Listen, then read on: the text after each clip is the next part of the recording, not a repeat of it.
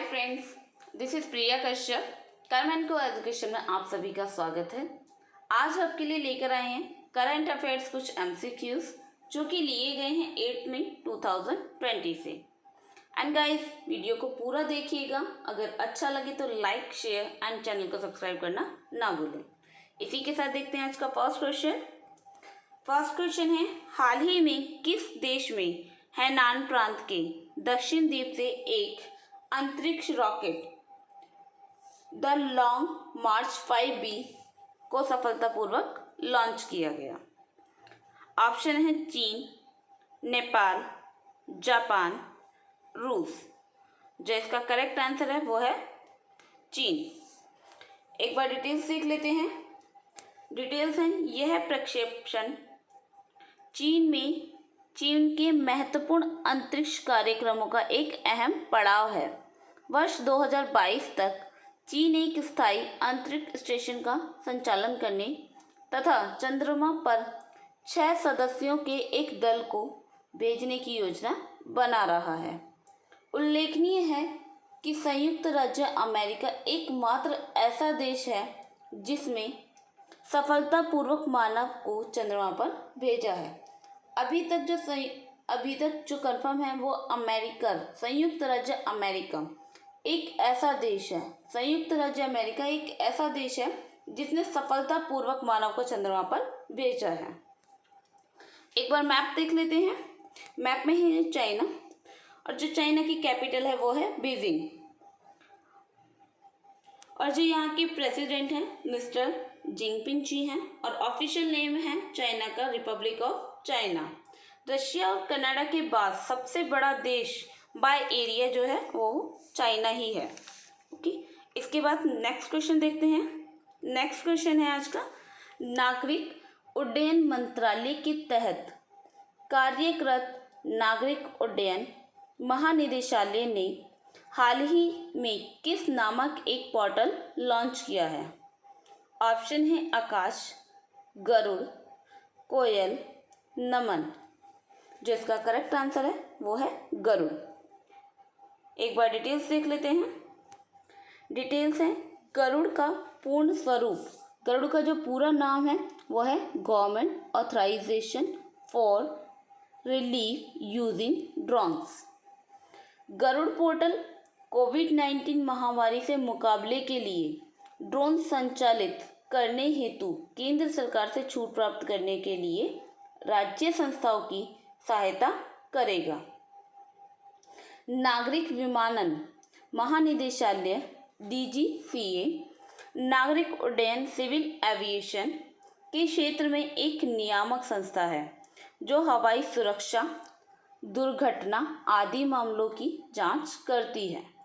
यह भारत के लिए विमान परिवहन सेवाओं के विनियमन और सिविल विमान विनियमन, विमान सुरक्षा तथा अन्य योग्यता मानकों के प्रवर्तन के लिए भी उत्तरदायी है। इसी के साथ देखते हैं नेक्स्ट क्वेश्चन आज का। नेक्स्ट क्वेश्चन है, आंध्र प्रदेश के किस शहर में एक प्लास्टिक फैक्ट्री में 7 मई 2020 को गैस रिसाव होने से एक बड़ा हादसा हो गया? ऑप्शन है अमरावती, विजयवाड़ा, विशाखापट्टनम, कुर्नूल। जो करेक्ट आंसर है वो है विशाखापट्टनम। एक बार डिटेल्स देख लेते हैं। डिटेल्स हैं, आंध्र प्रदेश के विशाखापट्टनम में 7 मई 2020 को सुबह एक फैक्ट्री में गैस रिसाव हो गया। जिस समय गैस का रिसाव हुआ तभी फैक्ट्री के आसपास करीब 2000 लोग थे जिन्हें अब निकाला जा चुका है। ये फैक्ट्री लॉकडाउन 3.0 में मिली छूट के तहत दोबारा शुरू हुई थी, जिसमें 33% स्टाफ एकत्रित किया गया था। 33% स्टाफ वहाँ पे एकत्रित किया गया था। आंध्र प्रदेश के मंत्री MG रेड्डी ने, जो आंध्र प्रदेश के मंत्री जी हैं MG रेड्डी ने बताया कि फैक्ट्री में गैस रिसाव की सूचना के बाद लॉकडाउन की प्रक्रिया तुरंत शुरू की गई। घटना को लेकर प्रधानमंत्री नरेंद्र मोदी ने NDMA की आपात बैठक बुलाई है। बैठक में केंद्रीय गृह मंत्री अमित शाह और राजनाथ सिंह भी मौजूद हैं। फिलहाल गैस के रिसाव पर काबू पा लिया गया है। इसी के साथ देखते हैं एक बार मैप में आंध्र प्रदेश, ये है आंध्र प्रदेश, और जो अपनी बॉर्डर शेयर करता है, ये करता है बॉर्डर शेयर तमिलनाडु, कर्नाटका, तेलंगाना, उड़ीसा। गुजरात के बाद की सबसे बड़ी सेकंड कोस्ट लाइन जो शेयर करता है वो आंध्र प्रदेश की ही है, और जो कैपिटल है इसकी अमरावती कैपिटल है, और गवर्नर है मिस्टर विश्वभूषण हरिचंदन जी, और यहाँ के जो चीफ मिनिस्टर हैं YS जगन मोहन रेड्डी जी हैं। इसी के साथ देखते हैं नेक्स्ट क्वेश्चन। आज का नेक्स्ट क्वेश्चन है, किस देश के खुफिया एजेंसी के पूर्व प्रमुख मुस्तफ़ा अल कादेमी ने हाल ही में किस देश के अगले प्रधानमंत्री के तौर पर शपथ ली है? ऑप्शन है ईरान, इराक, रूस, कुवैत। जो करेक्ट आंसर है वो है इराक। एक बार डिटेल्स देख लेते हैं। डिटेल्स हैं, संसद सत्र में 255 सांसदों ने भाग लिया। जो संसद सत्र था उसमें जो भाग लिया था वो 255 सांसदों ने भाग लिया, और इराक के प्रधानमंत्री के तौर पर मुस्तफ़ा अल कादमी के नाम के प्रस्ताव को मंजूरी दी गई। इससे देश में 5 महीने से चल रहा नेतृत्व का संकट खत्म हो गया। कादेमी का जब प्रधानमंत्री पद हेतु मनोनीत किया गया था तो उन्हें खुफिया प्रमुख के पद से इस्तीफा दे दिया था। इराक में कोरोना वायरस वैश्विक महामारी के कारण पैदा हुए गंभीर आर्थिक संकट के बीच उन्होंने यह जिम्मेदारी संभाली है। उन्होंने जो ये जिम्मेदारी संभाली, जो कोविड-19 की जो इश्यूज चल रहे हैं, जो इतनी जिससे पूरा देश जूझ रहा है, उस बीच में उन्होंने ये जिम्मेदारी संभाली है। एक बार मैप में देख लेते हैं। ये मैप है इराक। जो यहाँ की करेंसी है वो है दिनार, और जो यहाँ के प्रेसिडेंट हैं इराक के वो हैं बरहम सलीह। जो कैपिटल है इसकी बगदाद कैपिटल है। जैसे कि देख पा रहे हैं ये इसकी इराक की बगदाद कैपिटल यहाँ पर है। इसी के साथ देखते हैं नेक्स्ट क्वेश्चन। नेक्स्ट क्वेश्चन है, सीमा सड़क संगठन स्थापना दिवस निम्न में से किस दिन मनाया जाता है? ऑप्शन है 5 मार्च, 10 जनवरी, 15 फरवरी, 7 मई। जो इसका करेक्ट ऑप्शन है वो है 7 मई। एक बार डिटेल्स देख लेते हैं। डिटेल्स हैं, 7 मई सीमा सड़क संगठन BRO ने 7 मई 2020 को अपना 60वां स्थापना दिवस मनाया। जो इन्होंने अपना स्थापना दिवस मनाया वो है 60वां स्थापना दिवस मनाया। BRO देश के सीमावर्ती इलाकों में आधारभूत संरचना विकास के क्षेत्र में अग्रणी सरकारी संगठन है। सड़क संगठन की स्थापना 7 मई 1960 को हुई थी। सीमा सड़क संगठन रक्षा मंत्रालय के अंतर्गत एक प्रमुख सड़क निर्माण एजेंसी है। ये जो है एक निर्माण एजेंसी है, सड़क निर्माण एजेंसी है। यह संगठन सीमा क्षेत्र में सड़क कनेक्टिविटी प्रदान करने में अग्रणी भूमिका निभा रहा है।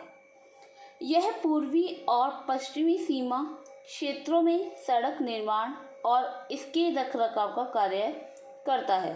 जो कार्य करता है वो सड़क निर्माण और इसके रखरखाव का कार्य करता है ताकि सेना की रणनीतिक जरूरतें पूरी हो सके। इसी के साथ देखते हैं आज का नेक्स्ट क्वेश्चन। नेक्स्ट क्वेश्चन है, केंद्र सरकार ने आर्थिक मामलों के किस सचिव को भारतीय रिजर्व बैंक के केंद्रीय निदेशक मंडल में निदेशक नियुक्त किया है? ऑप्शन है राहुल सचदेवा, मोहित अग्निहोत्री, तरुण बजाज, प्रभात रॉय। जो करेक्ट आंसर है वो है तरुण बजाज। एक बार डिटेल्स देख लेते हैं। डिटेल्स है, केंद्र सरकार ने आर्थिक मामलों के सचिव तरुण बजाज को भारतीय रिजर्व बैंक के केंद्रीय निदेशक मंडल में निदेशक नियुक्त किया है।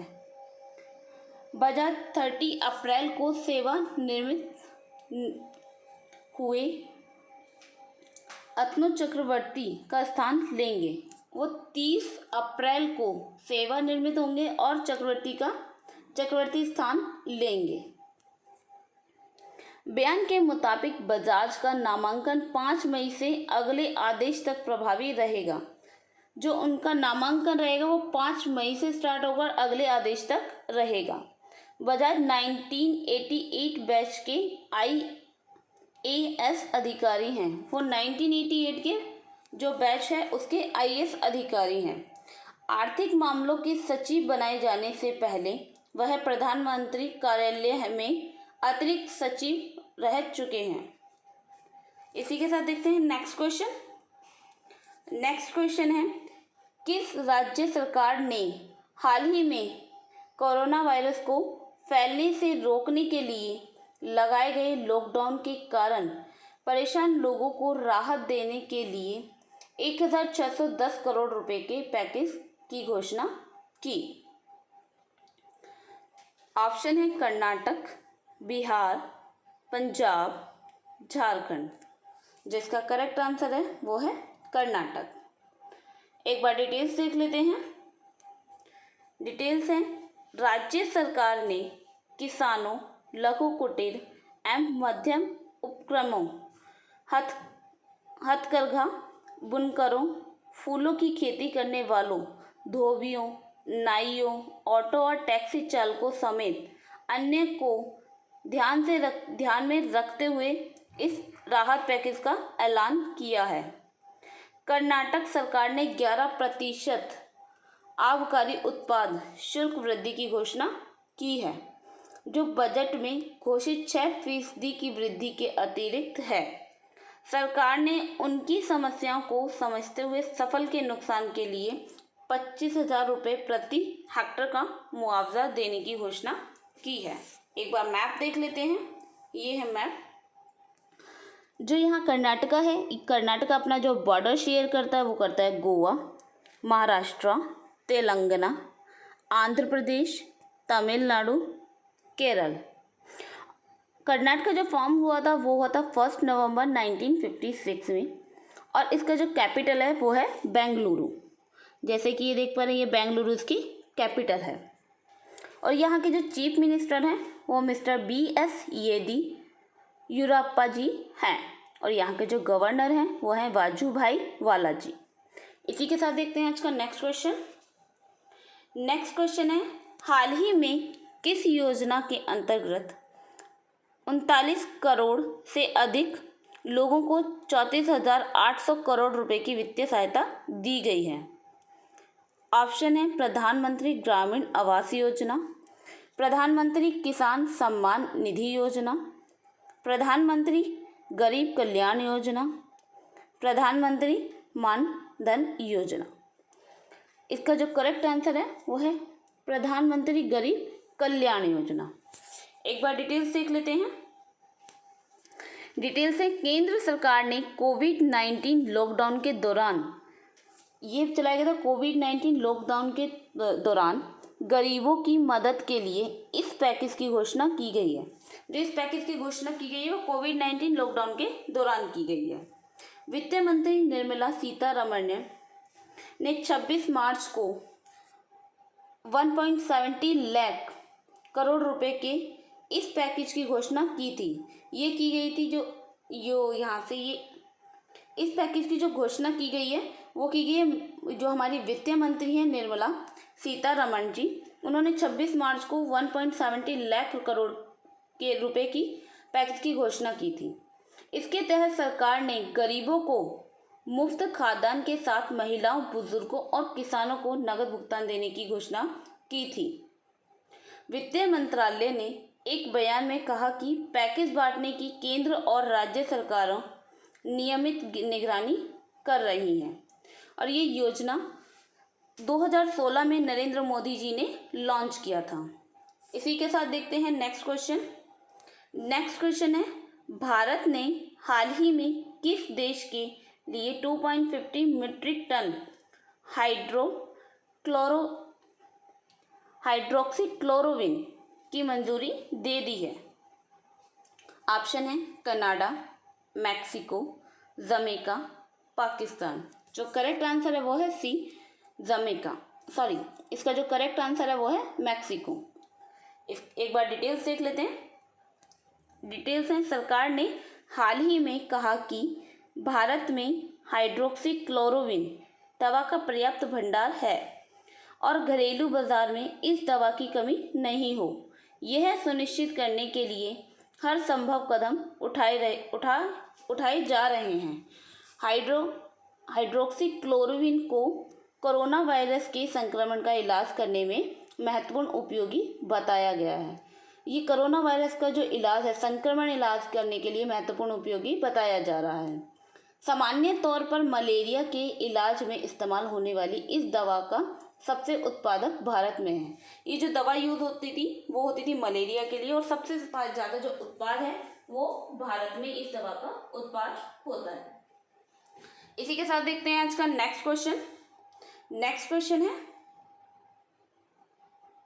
एक बार मैप देख लेते हैं। ये है मैक्सिको। यहाँ के जो प्रेसिडेंट है मिस्टर अंद्रेस मैनुअल लोपेज ओब्राडोर जी हैं। यहाँ कैपिटल जो है इसकी मैक्सिको सिटी है, जो कि इसकी लार्जेस्ट सिटी है। और जो यहाँ नेशनल लैंग्वेज यूज़ होती है वो स्पेनिश यूज़ होती है। ये देख लेते हैं, ये है मैक्सिको सिटी जो इसकी कैपिटल है, जो कि यहाँ की लार्जेस्ट सिटी भी है। इसके साथ आज का देखते हैं लास्ट क्वेश्चन। लास्ट क्वेश्चन है, अमेरिका के राष्ट्रपति डोनाल्ड ट्रंप ने भारतीय मूल की किस अमेरिकी नागरिक को आर्थिक सहयोग और विकास संगठन में अपनी दूत पद के लिए नामित किया है? ऑप्शन है मनीषा सिंह, कोयल रॉय, कोमल सचदेवा, सोनम सिंह। जो इसका करेक्ट आंसर है वो है मनीषा सिंह। एक बार डिटेल्स देख लेते हैं। डिटेल्स है, मनीषा सिंह अभी विदेश मंत्रालय में आर्थिक और व्यावसायिक मामले की सहायक सचिव हैं। सिंह OECD में अमेरिका का प्रतिनिधित्व करेंगी। जो आप प्रतिनिधित्व करेंगी वो करेंगी OECD में, ये प्रतिनिधित्व करेंगी। उनकी रैंक राजदूत के बराबर होगी। जो उनकी रैंक होगी वो राजदूत के बराबर होगी। पेरिस स्थिति OECD आर्थिक प्रगति और विश्व व्यापार को बढ़ावा देने वाला एक अंतर सरकारी आर्थिक संगठन है, जिसमें 36 देश इसके सदस्य हैं। जो इसके सदस्य हैं वो 36 देश हैं। एक बार देख लेते हैं। ये है मनीषा सिंह जी और ये है राष्ट्रपति अमेरिका के मिस्टर डोनाल्ड ट्रंप जी। इसी के साथ सो गाइस, वीडियो को पूरा देखने के लिए धन्यवाद। यदि वीडियो अच्छा लगा हो तो please like, share and channel को सब्सक्राइब करना ना भूलें। सो इसी के साथ मिलते हैं।